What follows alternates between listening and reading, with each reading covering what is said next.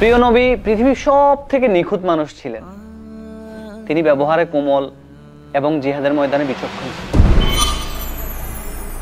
এমনকি আপনি আপনার মৃত্যুর সময় আমাদের জন্য চিন্তিত ছিলেন, তাই আপনাকে দেখার জন্য আমাদের ব্যাকুল হয়ে আছে ইয়া রাসূলুল্লাহ। বিসমিল্লাহির রহমানির রহিম।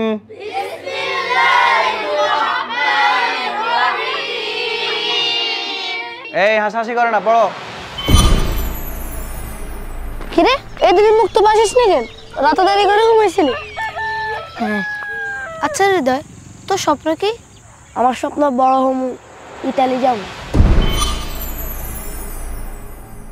তোমায় ভেবে ঘুমিয়ে পড়ি, বসে ভাবি একা, রাসূল তুমি দাও আমারে স্বপ্ন মাঝে দেখা।